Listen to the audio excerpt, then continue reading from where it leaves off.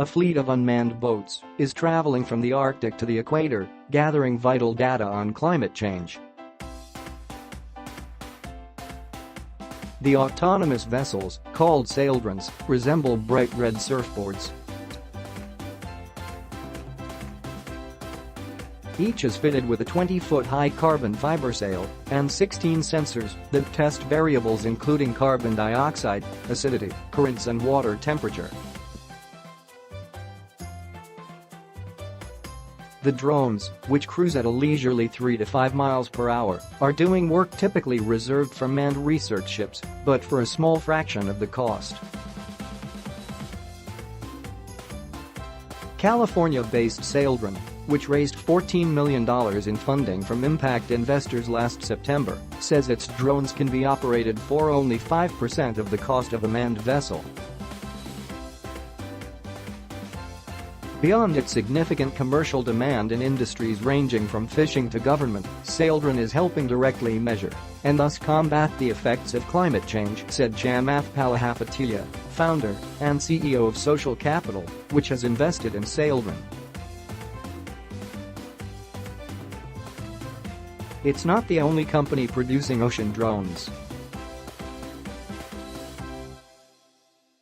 Liquid Robotics, which is owned by Boeing, BA, makes surfboard-like wave gliders that are propelled by wave and solar power rather than wind. The smaller vessels have logged over 1.4 million nautical miles.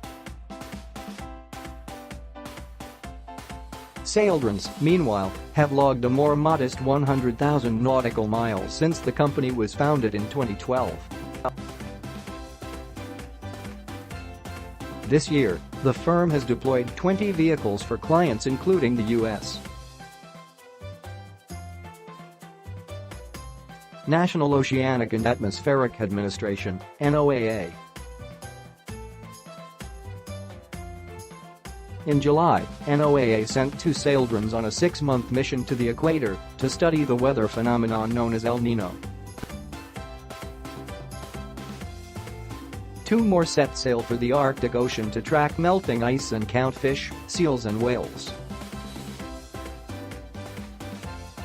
Saildrone also works with NASA to calibrate satellites that measure salinity from space and the U.S.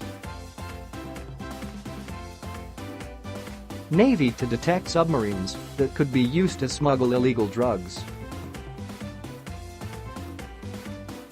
The idea is that a fleet of Saildrones can stay at sea essentially permanently and extend a sort of border control, said Saildrone crew Sebastian Dehalu.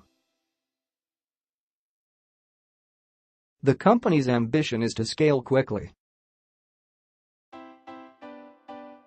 Our goal is to deploy 1,000 Saildrones, and that would give us in real time, in high resolution, the pulse of the planet, said Dehalu.